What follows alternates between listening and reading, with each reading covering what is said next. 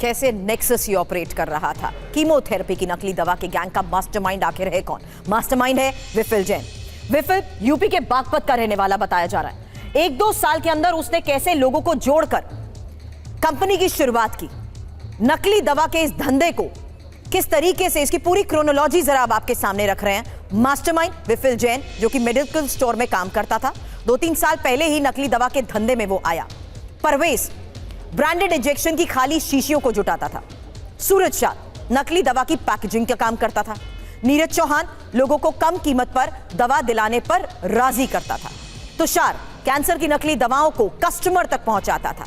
कौन कौन इस पूरे गैंग से जुड़ा और कैसे ये ऑपरेट करते थे, इसको लेकर जानकारी हमने दी। लेकिन नकली दवाई सप्लाई करने के इस गोरख धंधे में दिल्ली के नामी कैंसर हॉस्पिटल के 2 कर्मचारी कोमल तिवारी और अभिनय कोहली भी शामिल है, और दोनों फार्मासिस्ट हैं। राजीव गांधी कैंसर हॉस्पिटल रोहिणी के एक डिपार्टमेंट, एक यूनिट में ये लोग काम करते हैं। हॉस्पिटल प्रशासन भी इस मामले का खुलासा होने के बाद सख्ते में आ गया है। It is already under investigation, तो जो भी पता चलता है तो बाकी हमारे यहाँ के जो सिस्टम्स हैं, प्रोटोकॉल्स हैं, वो बिल्कुल ठीक है। हमने चेक कर लिए, रिव्यू कर रहे हैं और उनको स्ट्रॉन्ग करेंगे। और ये एक जेन्युइन कंसर्न है आज की डेट में कि बीच बीच में हम पढ़ते रहते हैं about fake medicine. So we all are concern about that. और मेरी मैसेज यही रहेगी for all cancer patients and their attendants कि अगर हमको कोई दवाई बहुत सस्ती बाहर मिल रही है तो हमारे दिमाग में क्वेश्चन आना चाहिए कि ये नकली तो नहीं है, ठीक है। और ऑथेंटिक हॉस्पिटल की दवाइयाँ जो है, हम इसीलिए इंसिस्ट करते हैं कि आप हॉस्पिटल की फार्मेसी से दवाई लें, बिकॉज हमें उनकी सेफ्टी का पता है, तो उनकी जेन्युइनिटी का पता है, उनकी प्योरिटी और उनकी क्वालिटी का पता होता है।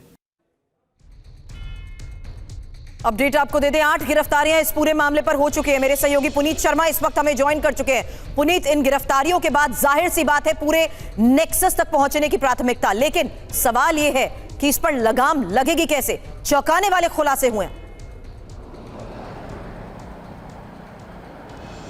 देखिए, पूरे देश भर ही नहीं बल्कि विदेशों से भी कैंसर का इलाज कराने के लिए लोग जो है दिल्ली में आते थे, और इसी का फायदा ये पूरा गैंग उठाता था। और इन लोगों के लिए सबसे आसान क्या होता था, क्योंकि 2 लोग तो फार्मासिस्ट थे, 2 लोग जो है वो नामी कैंसर हॉस्पिटल में जो है काम करते थे, और वहीं से ये लोग कैंसर की कीमोथेरेपी में इस्तेमाल होने वाले जो इंजेक्शन थे उनकी वॉयल को ले लेते थे। बहुत आसान होता है इनके लिए, जबकि बाकायदा इसके लिए कि गाइडलाइन है कि आप उन तमाम जो वेस्टेज है उसको डिस्ट्रॉय करेंगे, लेकिन आसानी से निकाल के महज 5,000 रुपए में ये जो खाली वॉयल थी वो इस गैंग को बेचता था। और उसके बाद उसमें मामूली पानी या कुछ ट्रांसपेरेंट जो दवाइयां होती हैं 5-10 रुपए की, वो भर दी जाती थी, और उसके बाद 1,80,000 रुपए कीमत के ये जो इंजेक्शन थे वो बिक जाते थे। दरअसल जो कैंसर के इंजेक्शन है वो काफी ज्यादा महंगे आते हैं, और यही चीज इनको लुभा रही थी। यही नहीं, जो मेडिकल टूरिज्म के नाम पे कंपनी खोली गई और विदेशों से जो इलाज कराने लोग आते थे उनको भी बाकायदा टारगेट किया गया। जो अस्पताल में फार्मासिस्ट में काम करते थे लोग, वो बाकायदा इस गैंग से जुड़े, तो इसीलिए इनके लिए बेहद आसान रहा उन ग्राहकों तक पहुंचना जिनके पेशेंट कैंसर से पीड़ित होते थे, जो दवाई लेने मेडिकल स्टोर पर आते थे, और 20 या 30% के जो है कम कह सकते हैं आप उनको डिस्काउंट का लालच दे करके ये लोग बाकायदा अपनी दवाइयों को बेचते थे।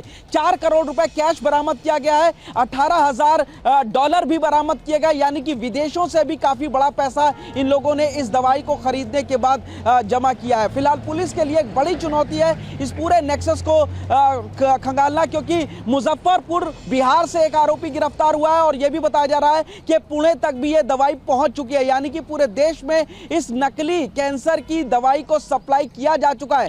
किन अस्पतालों में किया गया, कौन कौन इस जहर को बेचने में इस गैंग से जुड़े हुए हैं, यह पुलिस के लिए एक अहम सवाल है। और सबसे बड़ा सवाल यहां पर यह आता है कि आखिर कितने लोग इस नकली इंजेक्शन, नकली कैंसर की दवाई का इस्तेमाल करने के बाद उन लोगों की मौत हो गई है। तो जाहिर तौर पर अनगिनत हत्याओं के भी ये जो आरोपी हैं गुनहगार हैं। नजर बनाए रखे मामले की इन्वेस्टिगेशन पर। पुनीत, आगे भी लेंगे अपडेट। शुक्रिया।